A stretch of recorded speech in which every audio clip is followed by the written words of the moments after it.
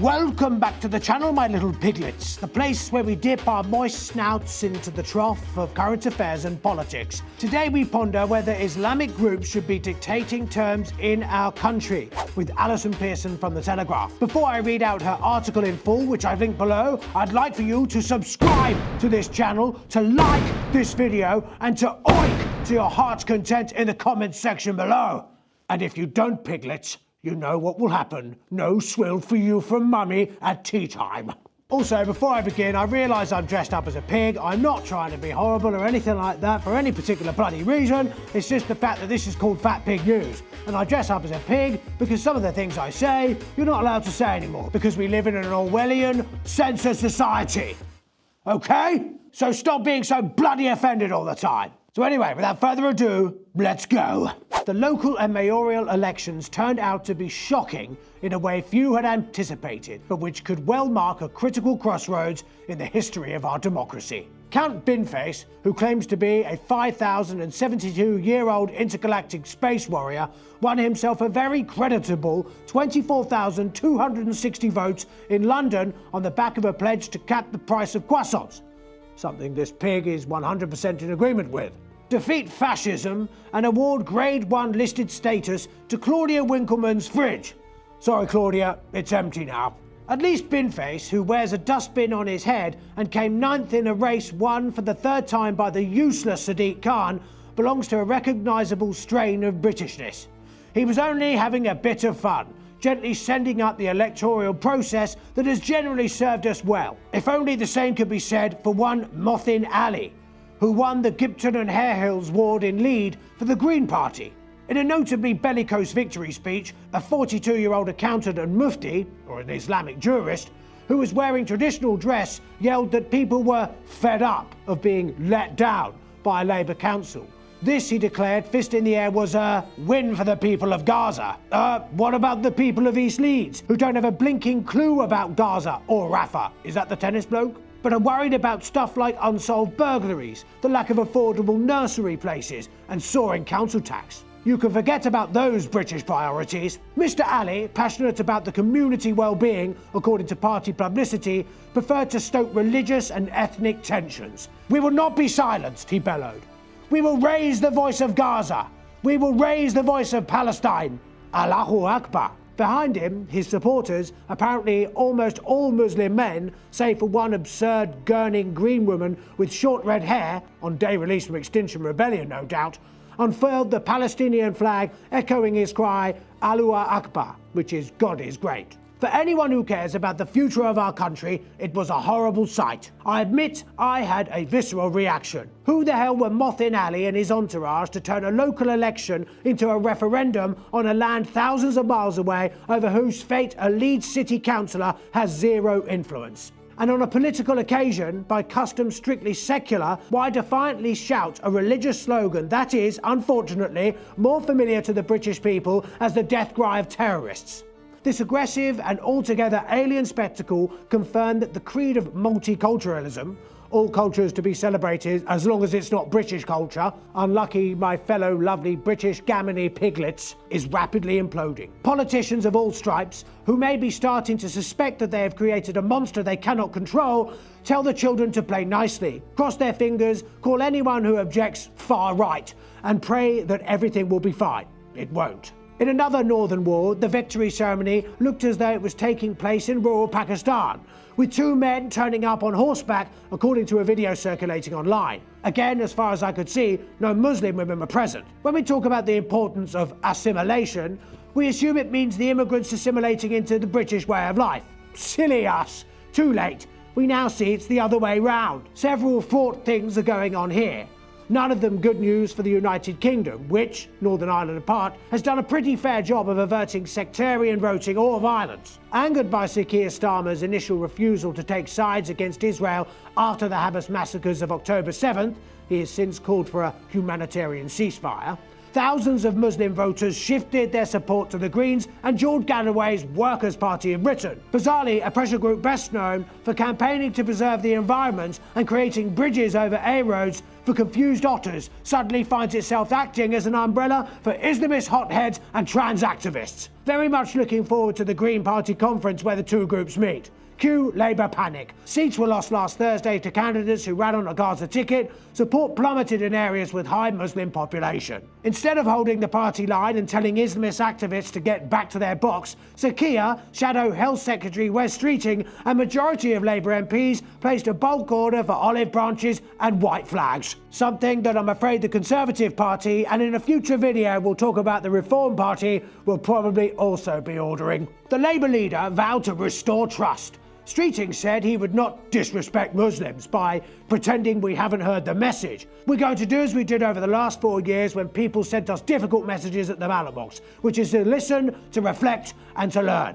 Forgive me, but what exactly is there for Sir Keir and Wes Streeting to learn from appalling bigots like Mothin Ali, an Islamic mufti who was allowed to stand for the Greens despite describing Britain's ally Israel as white supremacists and a settler colonial occupier? That same Mr. Ali, disgracefully still not suspended by the Green Party at the time of writing by the way, called a Jewish chaplain at the University of Leeds by serving in the IDF, Rabbi Zechariah Deutsch, forced into hiding with his family after death threats from pro-Palestinian activists, a lowlife, a creep who went to Israel to kill women and children and everyone else over there, and a kind of animal. Is the lesson Labour needs to learn from the local elections that you better genuflect to threats from Islamic hardliners, or else? This is not how we do things. Britain is not a country where what the imams and tribal elders say goes. I mean, seriously, is there any circumstance in which you can envisage the Church of England telling Christians to vote only for candidates who are anti-abortion or opposed to gay marriage? If imams told Justin Welby they found the Lord's My Shepherd Islamophobic, he'd cancel Crymond like a shot. That great line of W.B. Yeats, the best lack all conviction, the worst are full of passionate intensity, could have been written for this dark hour. No surprise that, correctly sensing weakness, a pressure group backed by several Islamic organisations just sent Sir Keir Starmer a list of 18 demands. If you please, they include: apologise for your comments greenlighting a genocide for not backing the ceasefire in October-November 2023. For those of you who don't know, they're referring to the ceasefire following the invasion of Hamas into the settler areas of Israel, murdering and raping women, children and civilians. If you haven't seen any of the footage from First South responders on Telegram, I suggest you search for it on Telegram, then you'll understand why Israel, the only country in the world that's not allowed to defend itself, is taking the action that it is. I mean, Christ alive, imagine hordes of Welsh came over the border and started killing people in Worcestershire, and then you had loads of people around the world telling us that we weren't allowed to react to Wales? It's exactly the same thing. Anyway, recognise Palestine as a state and end military ties with Israel. Implement findings of the so-called People's Review of Prevent, not Shawcross. That's Sir William Shawcross, who correctly identified the biggest domestic terrorist threat comes from homegrown Islamists. Issue guidance that Muslims are allowed to pray at school. Ensure Sharia-compliant pensions are available at every workplace. These grossly impertinent demands do not come from moderate British Muslims who value the freedoms they enjoy here and live harmoniously with their friends and neighbours. Named supporters listed on the Muslim Vote website include the Muslim Association of Britain and Muslim Engagement and Development, MEND, both of which Michael Gove recently said give rise to concern for their Islamist orientation and views. Only weeks ago, the Community Secretary said, "We will be holding these and other organisations to account to assess if they meet our definition of extremism and will take action as appropriate." A third named supporter is Islam21C, a website in which homosexuality is described as a scourge and Western modernity likened to a disease. The website also published an analysis of Hamas's October the 7th terrorist attacks in which more than 1,139 people, including children and babies, were murdered, which stated that the good news coming from the region makes us optimistic. A fourth supporter is the Thinking Muslim. Its founder, Mohammed Jalal, is a former member and leader of Hizb ut-Tahrir, an extremist group, since banned in the UK, that is committed to re-establishing the Islamic Caliphate and getting thee and me to live under Sharia law. Thanks awfully, but I think I'll stick with a justice system where a woman is worth the same as a man. What a charming bunch they sound. ready to bully a political party which may well form our next government into doing their bidding, while some of them remain implacably hostile to the country whose tradition of tolerance they cynically exploit. What next? Homosexuality to be made illegal? Women forbidden to fraternize with men without a chaperone? Have no doubt, the purpose of these activists is chillingly clear. One figure linked to the Muslim Vote Group claimed in the run-up to polling day that this election is about punishing those who didn't vote or call for a ceasefire, and rewarding those who did and took a principled stance. In case Sir Keir Starmer is tempted to make any concessions to those thugs, here's the thing. The majority of Britons would rather be governed by a 5,072-year-old intergalactic space warrior than those disciples of extreme Islam. I hesitate to say it, but this could be a lifeline for the Conservatives. If Starmer buckles to the demands of the Muslim vote, he will soon find himself snatching defeat from the jaws of victory. Millions of us who still have breath in our bodies will get down to the polling station to thwart them. Back in Gipton and Hare Hills, after the count, a group of that endangered species, the White Yorkshiremen, were glimpsed expressing their displeasure with Mothin Ali and his ranting about Gaza. And the air was filled with a heartfelt and traditional Leeds rebuke. Fucking hell. And so say all of us. That was Alison Pearson there on the 7th of May 2024 in The Telegraph. I'll leave a link to the article in the description below.